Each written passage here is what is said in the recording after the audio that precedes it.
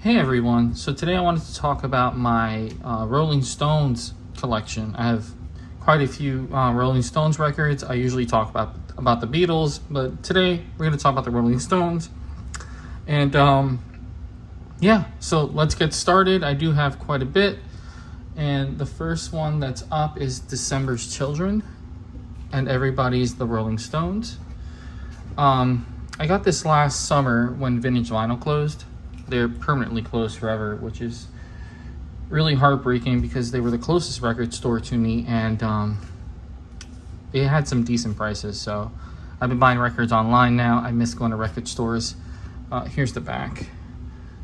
So this has some classic songs like Get Off My Cloud, As Tears Go By, She Said Yeah, You Better Move On. This is a great album, and this is an American copy. Let me see if I can show you the actual record. Yeah, so all the American Rolling Stones records come on London Records. There's the side B, side 2. Is there anything else in here? No, just a regular white inner, nothing crazy. Really good album. I really like this. Next up is the American Between the Buttons. Now, the English Between the Buttons is actually like one of my all-time favorite records. This one is a little different because they included the two singles, Let's Spend the Night Together and Ruby Tuesday, which are not on the English one. This one doesn't have a couple of other songs. I don't know off the top of my head. Here's the back with artwork by the late, great Charlie Watts. He did all these illustrations here.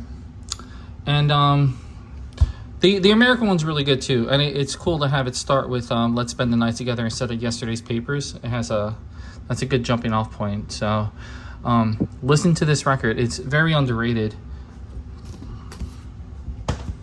Next up, this is part of what's known as like the Jimmy Miller series of records that came out. Oh, these are in the wrong order, so let me get them in the correct order. There we go. Okay, so next up is Beggar's Banquet. This is I think this is the 50th anniversary edition. This cover here, this is the American cover. But the cool thing about this anniversary edition is that it includes, this is just a sleeve. It actually includes the English jacket, which was not allowed here in the States because we're a bunch of prudes. There might be like a wiener somewhere drawn on here, or maybe boobies, and there it is. So this is probably why it was not allowed in the States, because we're a bunch of prudes. Well, I'm not a prude, but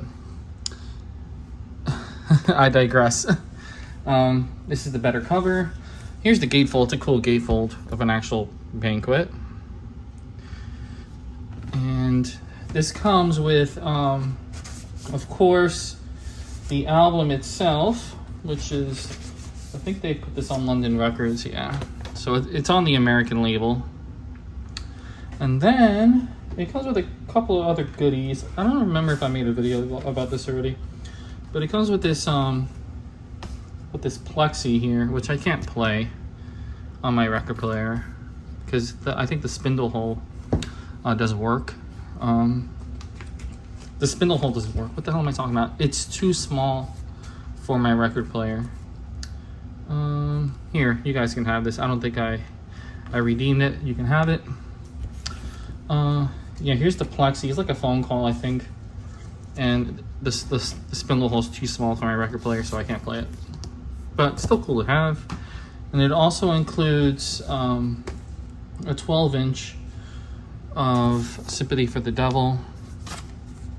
And the back of this has artwork. Let's see. I don't know if you can see that.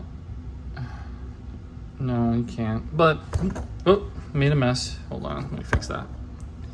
Perfect. Yeah, it includes artwork. It's like etched, like the UK album art is etched on the back of this 12-inch. So if you couldn't see it, that's what's on there. It's pretty neat. Okay, next up, This is an original US copy of Let It Bleed. Let me fix the camera a little. So we get the whole record. Yeah, there it is.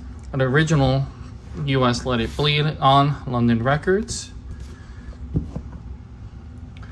Another Jimmy Miller album. Jimmy Miller is the producer of all their records from Beggar's Banquet up until Goat's Head Soup, I think. And this is on London Records again, and it includes a sleeve with credits on it, nothing too crazy. And it says, I think it says, oh, this record should be played loud. So, instructions. It includes instructions. Okay, next up, I think this is a reissue. I don't know if it's like a 50th anniversary edition, but here is Let It Bleed again. And on London Records. And this is pretty much the same as the one I just showed you. Take it out the sleeve.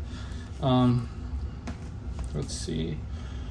Yeah, this doesn't really include anything crazy. It's just the album, and it does have the sleeve. This is more like a magazine paper compared to the original, the thicker, glossier paper. Other than that, it's the same. This record sounds really good. I really like what they did with this edition here. Okay, next up I have Hot Rocks. Yes, this is a pretty famous album cover. Oasis kind of borrowed this image for the Shock of the Lightning video. But yeah, that's a pretty famous album cover. And this has what is considered like their greatest hits from like 1964 all the way to 1971. So it has like Satisfaction, Under My Thumb, Sympathy for the Devil. It does have Brown Sugar and Wild Horses, which is a bit weird because by the time they made these songs, they were on a different record label. It's like Virgin Records along with Rolling Stone Record. They start their own label like a lot of bigger bands did. But it's still on this compilation despite the fact that it's with a bunch of songs that were from like APCO/London Records. I'm rambling. All right, let's show you the gatefold. This record's not in the best shape, but still fun to have. There's the gatefold. Cool picture of Mick Jagger. This is what he looked like before he started to melt away. And here is the late great Charlie Watts. And oh look, there's Brian Jones right there. And again, I think he had passed away. Yeah, he most definitely had passed away before this record was released. Because the last record he was officially on, I think, was Let It Bleed. And this has tracks from Sticky Fingers, which is coming up soon. And here is the track listing. I might have shown this already, but there it is. Okay, next up is the companion to what I just showed you. This is more Hot Rocks and Phased Cookies. More Phased Cookies. Cool rainbow there on the bottom. It does have She's Like a Rainbow on here. There's the tracks. Same idea as the last one. More hits. Nothing too out of the ordinary. And here is the gatefold. Cool gatefold. Nice negative picture of the band. Not negative insofar as like it's a negative photo, like the colors are inverted, not like a bad picture. Okay, and let's move on. Next up is, I think, the first record where Brian Jones is just not on it, and it's Sticky Fingers. And this does have the zipper, which seems like it's really cool, and don't get me wrong, it is, but this will ruin the back of whatever record you have next to it, because unless you put it all the way at the end of your shelf, this zipper here, and this is a real zipper here, let me show you, it zips up and down and all that, and you can open the jeans. As you can see, I moved the zipper. Yeah, it's a real zipper, but as cool as it is, it will mess up whatever record's behind it. And if you go like this, you can see his undies, his tidy whities, and Andy Warhol, because he did the album artwork. Here is the back. It's an ass. Oh, by the way, this is one of the best records. I love every song on this album, and this is a Canadian pressing, as you can see here. It's not focusing. Made in Canada. So here is the record on Rolling Stones records. Like I said, this is like Virgin / Rolling Stones, and it just comes with like a regular inner white sleeve. Nothing to really talk about insofar as that. But yeah, just be forewarned that if you do get an older copy, that you just put it at the end of your shelf. That way it doesn't ruin the record next to it. I'm all out of focus here. There we go. Okay. By the way, newer copies do not have a physical zipper, which seems like it's lame, but I honestly would prefer that.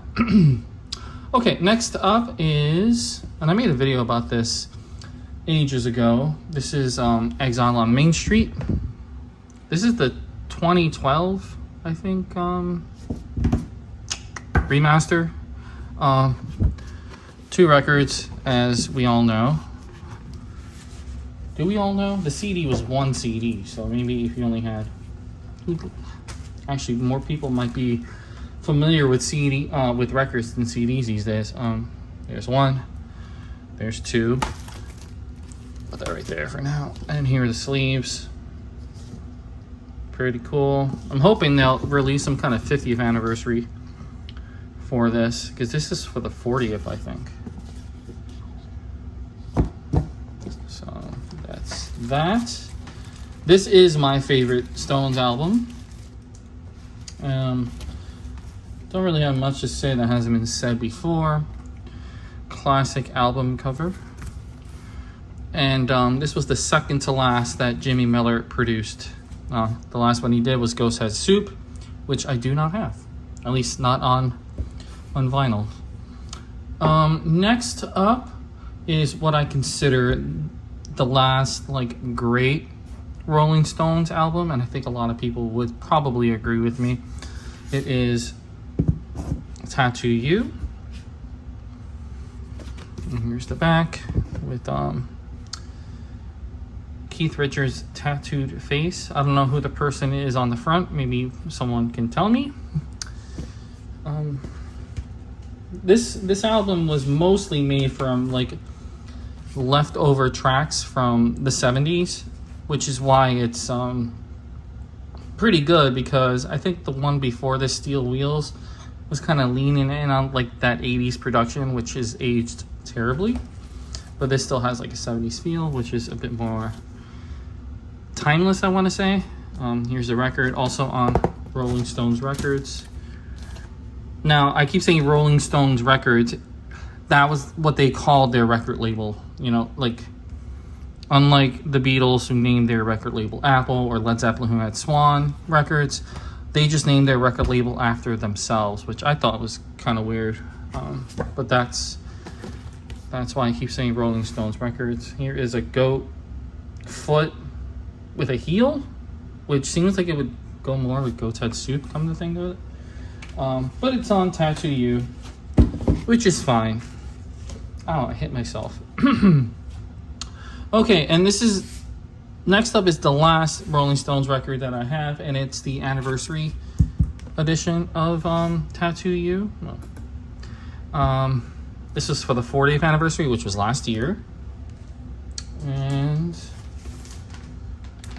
unlike the original, this does have a gatefold. And it's a really cool gatefold, and it might mess with the camera a little. Actually, it's not. It seems okay. But there it is. And this has 2 records. So it has the original album, Start Me Up, and Waiting on a Friend. I really, really like Ain't No Use in Crying.